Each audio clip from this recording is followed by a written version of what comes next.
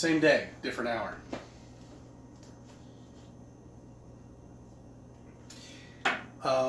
When we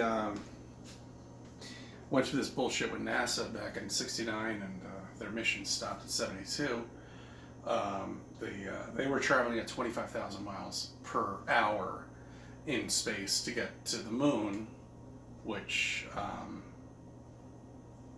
seems pretty hard to believe because it doesn't exist. We live on a flat land here and covered with a dome, and everything up there is nothing but a Hayden Planetarium, shall we say. So if you could see it with your telescope, but you can't land on it. Okay, but back to what I was talking about here.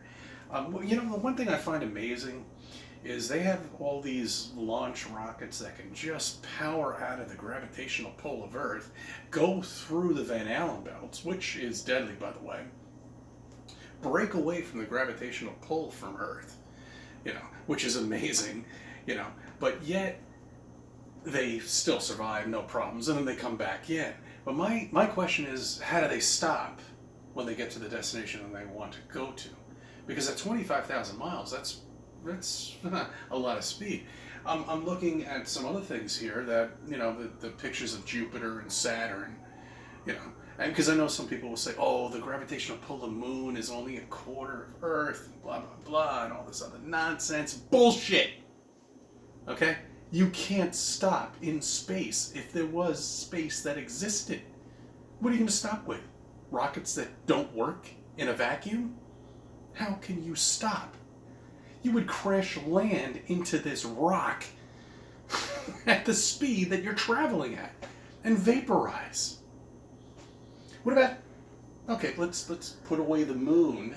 Let's take Saturn or Jupiter, one of the gas planets that has this enormous amount of gravity with many other satellites that are surrounding it.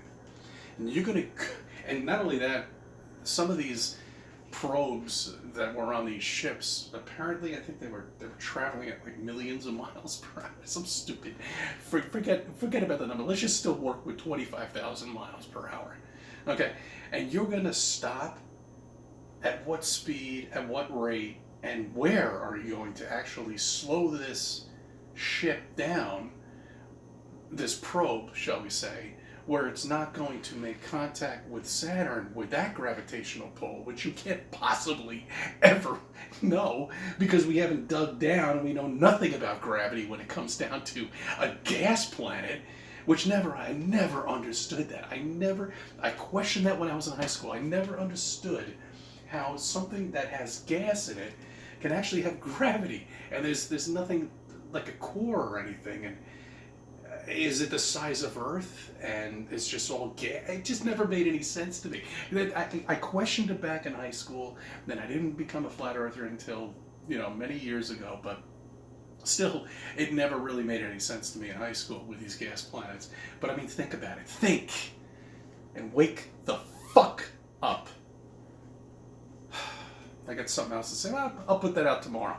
That's another video. Thank you for subbing, and thank you for viewing my videos, and let me be a part of your life.